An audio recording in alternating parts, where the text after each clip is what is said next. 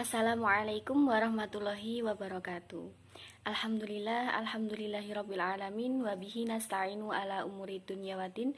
Assalatu wassalamu ala asrofil anbiya'i wal mursalin wa ala alihi wa sahbihi ajma'in amma ba'du. Yang terhormat Bapak dosen pengampu mata kuliah metode dakwah, Bapak Sunartip, serta teman-temanku yang berbahagia. Langsung saja kami dari kelompok 10 dengan materi metode dakwah Sunan Ampel akan menjelaskan beberapa materi. Pembahasan yang pertama yakni tentang silsilah Sunan Ampel hingga Rasulullah. Nama asli Sunan Ampel adalah Raden Rahmat atau Ali Rahmatullah. Ayahnya bernama Syekh Ibrahim As-Samarqandi dan ibunya bernama Dewi Chandrawulan. Beliau adalah putri dari Raja Campa. Raden Rahmat mempunyai saudara bernama Sayyid Ali Murtolo sebagai kakak kandung dengan panggilan akrabnya Raden Santri. Sedangkan ibunya Chandrawulan adalah saudara perempuan Dewi Anarawati yang diperistri oleh Prabu Brawijaya. Selanjutnya, jika ditinjau dari urutan nasabnya, maka Raden Rahmat adalah keturunan dari seorang ulama dari Samarkand, sebuah kota dekat Bukhara, di mana sejak dulu Samarkand dan Bukhara dikenal banyak ulamanya dan penduduknya hampir 100% beragama Islam. Berikut adalah silsilah Sunan Ampel hingga Nabi Muhammad. Yang pertama, Nabi Muhammad SAW, keturunan pertama Fatimah Az-Zahra dan Ali bin Abi Thalib, keturunan kedua Husain, keturunan ketiga Ali Zainal Abidin atau Sajjad, keturunan keempat Muhammad Al-Bakir, keturunan kelima Ja'far Shadiq, keturunan keenam Ali Al-Quraidi, keturunan ketujuh Muhammad An-Nakib, keturunan kedelapan Isa Al-Basari, keturunan kesembilan Ahmad Al-Muhajir, keturunan ke-10, Ubaidillah, keturunan ke-11, Abdillah, keturunan ke-12, Alwi, keturunan ke-13, Muhammad, keturunan ke-14, Ali Alwi, keturunan ke-15, Ali Hali Qasam, keturunan ke-16, Muhammad Sohibul Mirbad, keturunan ke-17, Alwi ke-18, Abdillah ke-19, Amir Abdillah Han atau Syahimsah, keturunan ke-20, Ahmad Imam Basyah, keturunan ke-21, Sultanul Aulia Jamaluddin Husain Kubro atau Jumadil Kubro, keturunan ke-22, Zainul Barokat, saudara Maulana Ishaq Ibrahim Samarqandi, keturunan ke-23, Sunan Ampel atau Maulana Malik Ibrahim Gresik, keturunan ke-24. Untuk selanjutnya yakni sejarah hidup Sunan Ampel. Sunan Ampel bernama asli Ali Rahmatullah dan di masa kecilnya bernama Raden Rahmat. Beliau lahir di Campa sekitar tahun 1401 Masehi dan diperkirakan meninggal pada tahun 1467 Masehi. Beliau meninggal di Demak dan dimakamkan di sebelah barat Masjid Sunan Ampel, Surabaya. Dalam cerita Badat Gresik, beliau wafat saat sujud di masjid dan beliau dimakamkan di area yang luasnya mencapai 1000 meter. Beliau adalah seorang ulama dari negeri Samarkand atau Uzbekistan yang pada mulanya berdakwah ke Kamboja dan hingga akhirnya menikahi putri kedua Raja Campa dan memiliki dua buah hati yaitu Sunan Ampel dan Raden Santri. Yang selanjutnya yakni perjalanan hidup Sunan Ampel. Sunan Ampel atau Raden Rahmat adalah salah satu anggota dari 9 wali atau wali songo penyebar agama Islam di tanah Jawa. Sama seperti Sunan Maulana Malik Ibrahim, jasa beliau juga sangat besar dalam perkembangan agama Islam di tanah Jawa. Bahkan banyak kalangan yang berpendapat bahwa beliau adalah bapak dari para wali, dikarenakan dari tangan beliau lahir para pendakwah Islam kelas 1 di Jawa. Lanjut, kemudian Sunan Ampel memiliki dua istri, yaitu yang pertama Dewi Karimah, yang kedua Dewi Chandrawati, putri seorang adipati di Tuban.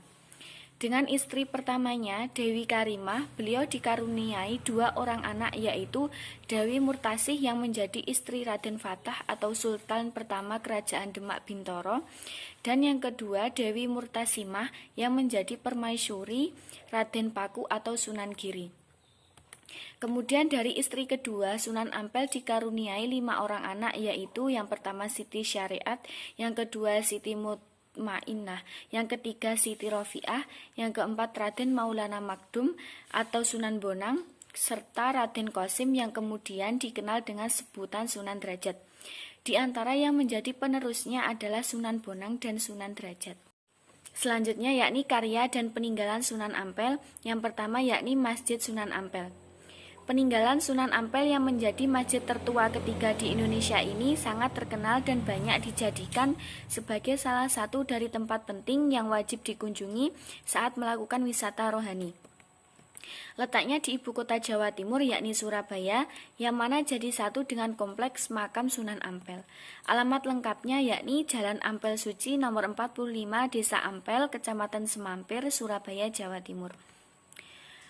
Tepatnya pada tahun 1421 Masehi, masjid ini dibangun oleh Sunan Ampel yang dibantu oleh para santri-santrinya serta sahabatnya, yakni Mbah Son Haji dan Mbah Saleh.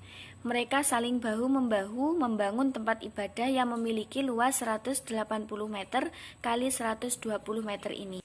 Kemudian karya yang kedua yakni sumur dan gapura. Sumur sudah menjadi kebutuhan pokok kehidupan suatu penduduk yang menetap di suatu daerah. Demikian halnya Sunan Ampel beserta pengikutnya yang tinggal menetap di daerah Ampel Denta menggali sumur untuk keperluan hidup dan untuk kebutuhan beribadah. Mengenai gapura, banyak versi mengenai gapura yang mana asli peninggalan Sunan Ampel. Ada yang menyebut jumlahnya ada 9, ada yang menyebut 5, ada yang menyebut juga bukan buatan asli Sunan Ampel. Kemudian karya dan peninggalan Sunan Ampel yang ketiga yakni berupa makam. Makam Sunan Ampel terletak di sebelah kanan depan masjid. Makam Sunan Ampel ini memiliki keunikan dibandingkan dengan makam-makam sunan atau wali yang lain, yaitu terdapat cungkup atau penutup atau bangunan di atasnya yang hanya dikelilingi pagar pembatas. Tidak hanya dengan adanya cungkup ini disebut-sebut sebagai permintaan Sunan Ampel sendiri sebelum meninggal, sebagai simbol kesederhanaan dan sikap merakyat dari Sunan Ampel semasa hidupnya. Peninggalan yang keempat yakni Masjid Rahmat Kembang Kuning. Tidak hanya Masjid Ampel saja yang menjadi peninggalan Sunan Ampel, melainkan Masjid Rahmat Kembang Kemuning ini. Masjid ini adalah masjid yang didirikan oleh Sunan Ampel untuk mendukung kegiatan dakwahnya. Awalnya bukan sekedar masjid besar, melainkan hanya musola atau semacam surau. Untuk selanjutnya, peninggalan Sunan Ampel yakni pesantren Sunan Ampel. Sunan Ampel juga membangun sebuah pesantren yang sangat terkenal hingga kini. Sama pentingnya dengan Masjid Sunan Ampel, pesantren Sunan Ampel ini juga wajib dikunjungi saat melakukan perjalanan wisata religi. Karya dan peninggalan Sunan Ampel yang keenam yakni Kampung Arab. Kenapa sih kok dikatakan Kampung Arab? Karena wilayah Ampel dikenal penduduknya yang berketurunan Arab, karena populasi mereka hampir tersebar di sekitar Masjid Sunan Ampel. Suasana Timur Tengah Indonesia sangat dominan pada Kampung Arab ini. Kemudian yang karya dan peninggalan yang ketujuh yakni Nadir. Nadir adalah peninggalan yang sangat unik karena berupa pengurus Masjid Sunan Ampel, di mana perkumpulan belum lama dibentuk yakni pada tahun 1970. Tugas Nadir ini adalah mengurusi semua hal tentang situs sejarah Islam, sehingga tidak hanya masjid melainkan makam Sunan Ampel.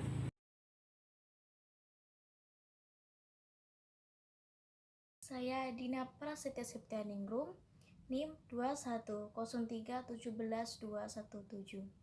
Di sini saya menyampaikan metode dakwah Sunan Ampel.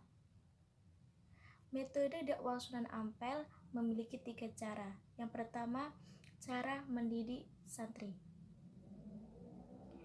Sunan Ampel dalam mendidik santrinya menggunakan huruf pegon, yaitu tulisan Arab yang berbunyi bahasa Jawa.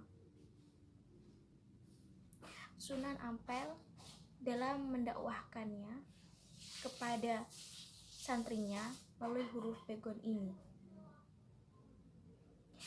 Kemudian Sunan Ampel mengajarkan ilmu tentang syariah dan tarekat. Di sisi lain juga Sunan Ampel memberikan ilmu falsafah. Ilmu falsafah ini dinamakan mohlimu, artinya tidak mau melakukan 5 hal yang tercela. 5 hal yang tercela tersebut yaitu main, artinya tidak mau berjudi. Yang kedua, maling, artinya tidak mau mencuri. Yang ketiga, minum arak, artinya tidak mau minum minuman keras. Yang keempat, madat, artinya tidak mau bercandu. Dan yang kelima, maton, artinya tidak mau bermain perempuan atau berzina. Cara yang kedua yaitu mendakwahkan kepada pejabat. Sunan Ampel dalam mendakwahkan kepada pejabat melalui diskusi yang kritis berupa penalaran secara logis. Dan yang ketiga, cara mendakwahkan Islam kepada masyarakat. Sunan Ampel dalam mendakwahkan kepada masyarakat melalui pesantren. Pesantren ini bermula dari agama Hindu dan Buddha, kemudian Sunan Ampel mendakwahkan Islam dan mengajarkannya kepada masyarakat Hindu Buddha sehingga mereka beralih ke agama Islam. Ajaran Sunan Ampel ini tidaklah memaksa, mulai dari keturunan, ras, dan budaya, sehingga dakwah Sunan Ampel dapat diterima di kalangan manapun. Demikianlah penjelasan dari saya. Apabila terdapat kesalahan, saya mohon maaf yang sebesar-besarnya.